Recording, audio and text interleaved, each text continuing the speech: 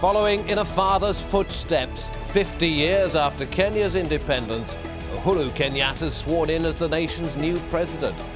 What challenges face Kenya's youngest ever leader? And can he live up to promises made to the Kenyan people to be a leader for all? This is Inside Story.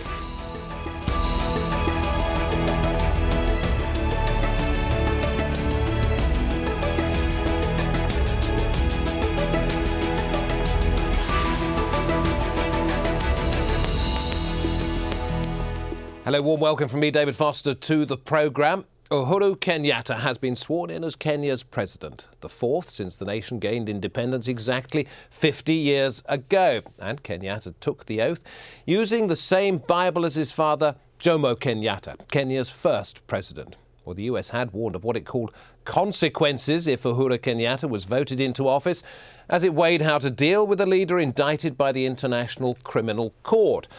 But US and European ambassadors did join around a dozen African leaders and government officials from around the world for the inauguration in Nairobi, a sign perhaps of Kenya's strategic and economic importance. For his part, Uhuru Kenyatta gave commitments on everything from the economy and employment to education and the environment. Peter Grester was there for Inside Story. This inauguration was historic on so many levels. Not only did we see the son of Kenya's founding father and first president, Jomo Kenyatta, installed as its fourth president, but it was also the first inauguration since those disastrous elections of 2007 that nearly tore the country apart, and the first inauguration under the new constitution, which was designed specifically to avoid the kind of splits and divisions that created that crisis in the first place. In his inaugural address, Uhuru Kenyatta addressed a lot of those problems. He spoke of, or he promised, a new inclusive era of government. He pledged to accept the principle of a loyal opposition, implying that, or welcoming those political opponents who fought so bitterly against him. This is important because Raila Odinga, the now leader of the opposition and the outgoing Prime Minister, refused to attend. He said he was in South Africa and he declined to come here, and I think that speaks volumes for Kenyans who are hoping to see those political rifts heal. But he also restated his pledges, the pledges that he made on the campaign trail to push the economy to double-digit economic growth, to create 1 million new jobs a year, all sorts of promises that a lot of economists are sceptical of, but that Uhuru Kenyatta now insists can be done. But above all else, what he needs to do is prove to the 49.9% of Kenyans who voted against him that he will usher in that new era of inclusiveness and not an era of the tribal domination that so many of them are concerned about. Peter Grester for Inside Story in Nairobi. Saw there that Uhuru Kenyatta was cheered on by tens of thousands of people in the packed stadium as he outlined his vision for Kenya's future. Today, ladies and gentlemen, I am humbled and honored to accept the mantle of leadership that the people of Kenya have bestowed upon me. I will lead all Kenyans, those who voted for me and those who voted for our competitors, towards a national prosperity that is firmly rooted in a rich and abiding peace in which unity can ultimately be realized. Peace is not simply about the absence of violence. It is defined by the presence of fundamental liberties and the prevalence of economic opportunities. We will not settle for a perfunctory peace that is disrupted every 5 years by an election cycle. Rather, we are calling and working towards a permanent peace through which democracy is glorified rather than undermined. A peace that fosters total unity. Well, let's bring in our guest from Nairobi, Ali Khan Sachu, an economist in Kenya and CEO of Rich Management. And in our Washington studios, Mwangi Kimenyi, Senior Fellow and Director of the Africa Growth Initiative at the Brookings Institution. Thank you very much for joining us on this edition of Inside Story. You are both either in your late 40s or early 50s. You've grown up in post-independence Kenya. Ali Khan, let me ask you first of all, how much has the nation changed since 1963? Kenya is a completely different country to what it was at the time of independence. The population has exploded. We've had the recent arrival of the information revolution. It's practically unrecognizable from the independence days. I think we're in a process now of very fast moving transition. It's when the ground literally shifts at speed. I think this momentum of change has picked up speed in the last 10 years, but it's certainly a very, very different country to what it was at independence. And I think President Kenyatta tapped into that mood with his very high-tech campaign, very President Obama-like, very strong ground game. And I think the new zeitgeist was essentially what he plugged into, and something that the Prime Minister missed. Mwangi Kimenyi in Washington. So many of the countries in Africa have received independence within the last 55 or 30 years. I mean, it's been a massive change for the entire continent. Where does Kenya stand in keeping up with other nations as they've moved forward too, under their own governance? I think Kenya has actually changed a lot, but some areas have remained the same. As my colleague in Nairobi has indicated, the economy has changed a lot. We have a very different economy now, but we still have a traditional sector that has not changed a lot.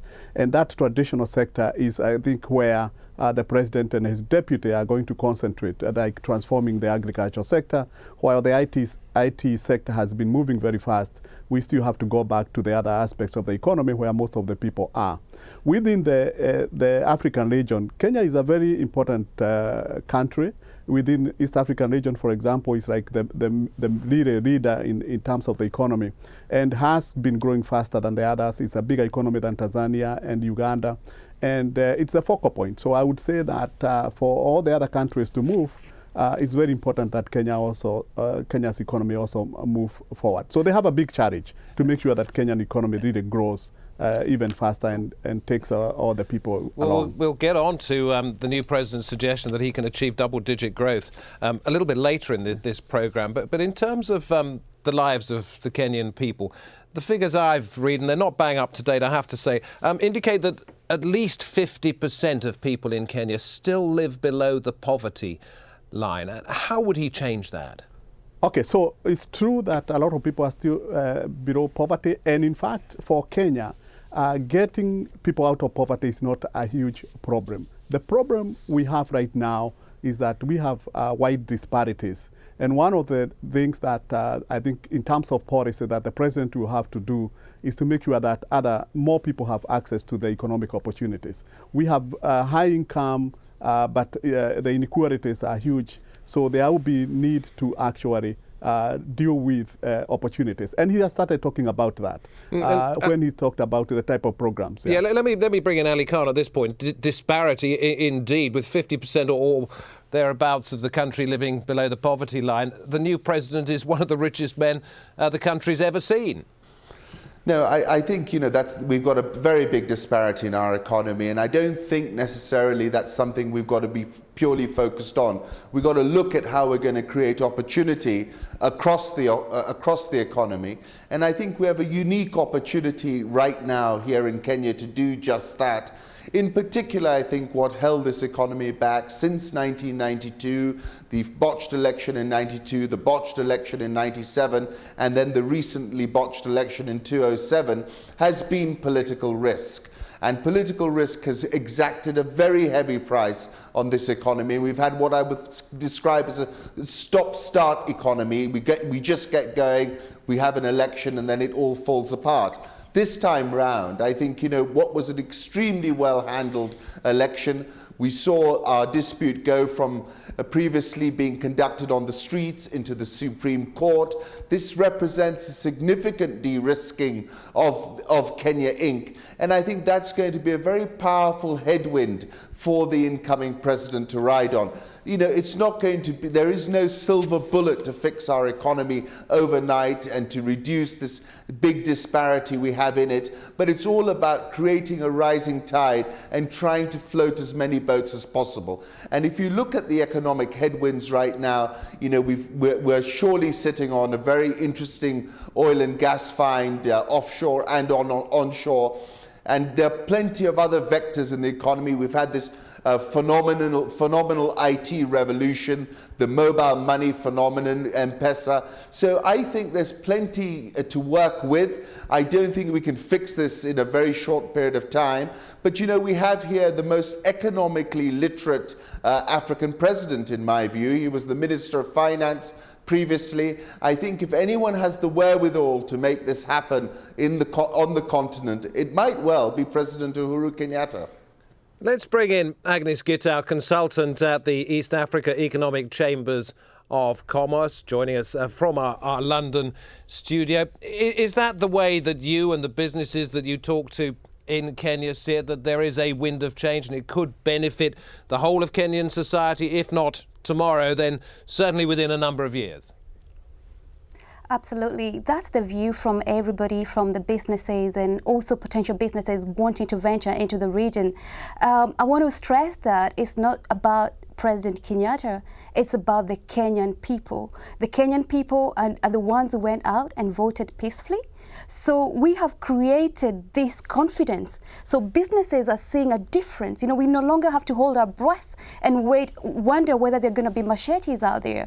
So there is a lot of optimism, but I want to stress that that should not underscore the need for governance. Okay, we should not just really focus on business, because economic stability really is driven by political stability. And you know, we can't underestimate the thousands of Kenyans who feel that, you know, President Kenyatta is just for the people from, you know, represent people from Rift Valley and Central Kenya.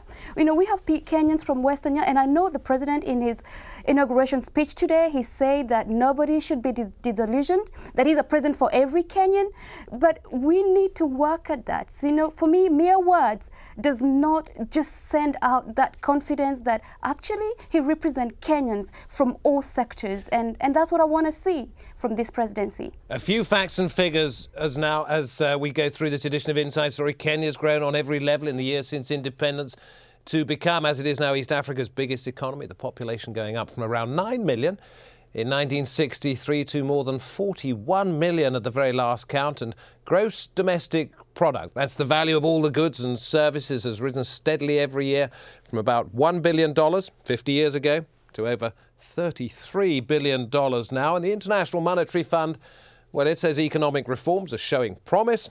Growth forecasted up to 6% this year, not far off the historic high of 7% in 2007. Mwangi Kimenyi, those economic reforms considered quite important by the International Monetary Fund, what were they? We moved from a fairly regulated economy, you know, quite a bit of controls, a very poor business environment where it was very costly to do business in Kenya. There was a very poor infrastructure, so the cost of doing business was very high. The other one was very poor economic management. So we had macroeconomic management that was very poor in terms of inflation and stability. That's very bad for the performance of the economy. And of course, then there was the issue of human capital. We were the country was quite poor, although it's been investing heavily. We ignored some of the sectors, like even basic primary education, where a lot of the enrollment rates were going down. Now, this changed a lot, particularly from 2002, with the economic recovery strategy. That was very good in terms of business, and we were able to attract quite a bit of investment. I'm going to interrupt you. I'm terribly sorry for this, but you mentioned education, and I think it's a useful time to bring in a story we've got from Peter Grester, because education, as you mentioned, is a key priority. The new president, the promise of free laptops, causing the most extraordinary excitement among a generation of school children. Here's Peter's report. And when we talk about the parliament itself, it's now divided into two. The 53 students in the Milimani primary school class try to understand the new structures of government. They're not great followers of national politics, but here's what happened when I asked how many of them have heard of the new president's promise to give every Kenyan student a new laptop. Okay, and how many of you are expecting to get one? Ask teachers what they want from the government, and new laptops don't rate a mention. Teacher shortage has to be addressed. The general school infrastructure has to be addressed. I have in mind water, I have in mind electricity, I have in mind furniture. The laptop policy is the most anticipated of Uhuru Kenyatta's campaign promises. His stump speech also presented a vision of Kenya more like Europe than Africa. Among his pledges, 1 million new jobs a year, something economists say can't happen without economic growth of over 14%.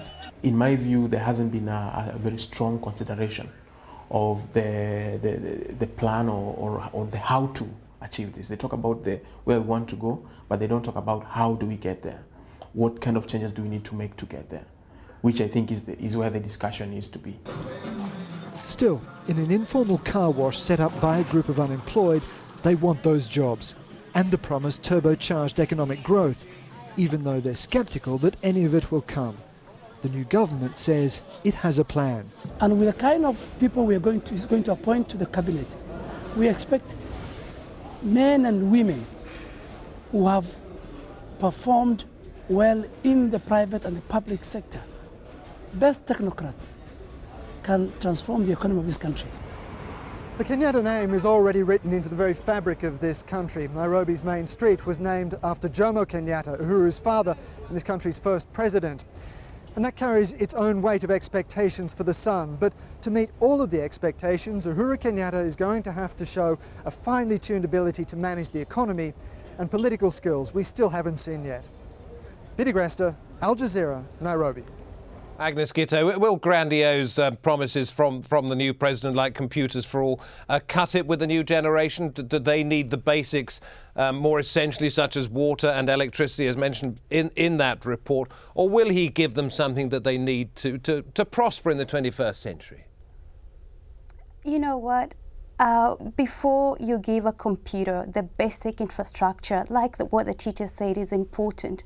Most people today, I was watching the inauguration earlier on today, and I kept wondering that 1,000 of people who will be there do not know where the next meal will come from. So we need to consider, what do Kenyans need? Just basic access to health, food, access to clean water. That is what we need for now. I know obviously Uhuru Kenyatta, president, comes from a very elite family. Perhaps a laptop is a basic need, but to millions of Kenyans, a laptop isn't. They just need water, access to medical care, and access to education. I think it's a good promise, but not now. If that was offered perhaps to university students, then I'll say yes. But primary school going kids will need laptop, but we need food first, I must say. Ali Khan, 14% growth is estimated to create these 1 million jobs every year.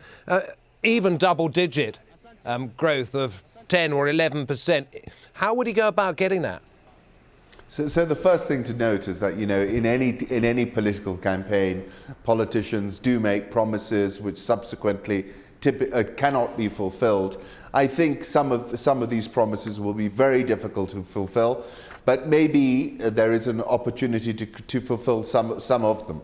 I think we're going to see a significant acceleration in GDP, and that's all around the de-risking of Kenya and the fact that we're now going to have momentum build over a 10-year cycle because of this election that we've had, which has gone relatively well. I therefore see a new normal in the GDP rate around 8 to 9%, and maybe towards the end of the cycle nearing double digits. So I think we've got a real chance to grow a lot faster, but 14% right now is out of the question. I think Ghana achieved a brief flurry around there when they discovered and started pumping the oil. So I think it's a very tough call. But if I look at the situation as a whole, I see a generation of leadership which is much more contemporary, which has a sense of the now, of the new and emerging Kenya that we've seen come out in the last 5 to 10 years. And I think, one can say that not everything can be fulfilled, but there is a significant opportunity here and a tipping point, I think, in the affairs of the country. And people need to recognize that. I think there's going to be a substantial crowding in of foreign investor money. I think domestic investors who have always been very Pavlovian and defensive ahead of the electoral cycle have seen a light switch go off. And I think we're sitting on a breakout moment. And to nickel and dime about where the money will be found might not be the fairest approach right now. OK, Ali Khan, thanks very much indeed. Facebook, we asked you to write in support for the new president, some thoughts against him as well. Let's run through some of the comments. Well, the first one, Danny Milker says the team has what it takes to bring Kenya to the next level. I am very optimistic and proud to be a Kenyan youth at a time like this. Jeremy Kalala adds, let's support him in his effort to unite and to rebuild Kenya. Gerald K. Arena disagrees. He says it's a very sad day for Kenyans indeed. We are in a sombre mood, nothing to celebrate. Kiganjo Umu tells us, I will never call this my president. The nation's divided. People better be able to stop hiding behind half-baked attempts to paint a united front. And Kabute Machi is adamant no African leader has ever lived up to his promise. Mwangi Kimenyi. Agnes was mentioning earlier on the word governance, which sort of means lack of corruption. He's going to come in to form a new government, and how does he bring in the right people to make sure the country stays, or becomes at least, honest? I believe that, well, first of all, it's true. I think you really have to install very good governance to be able even to create the jobs that he's talking about.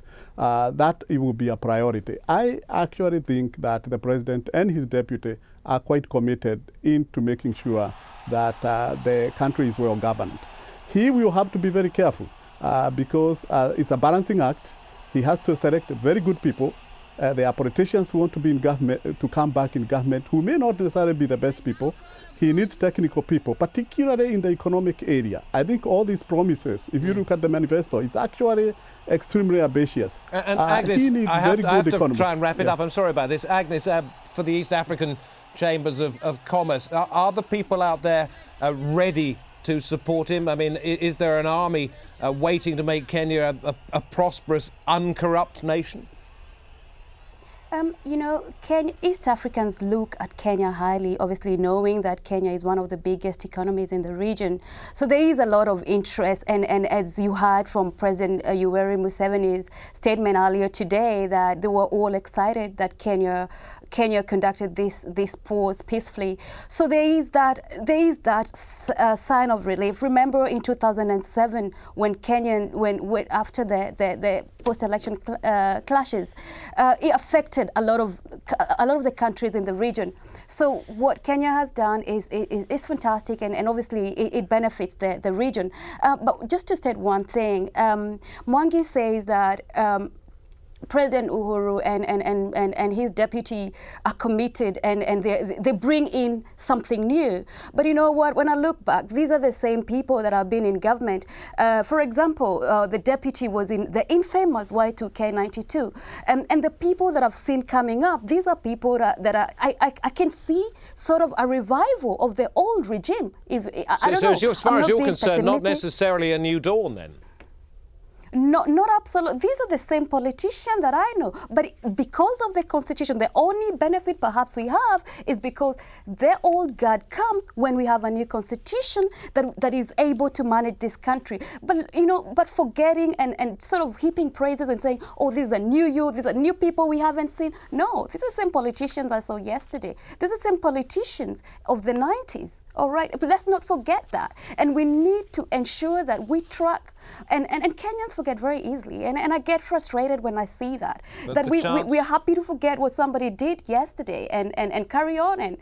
But we need to look back to our past before we can embrace but this the chances, future that we are all the hopeful. possibilities, I sense from all three of you, the possibilities are there. They have to be grasped, however.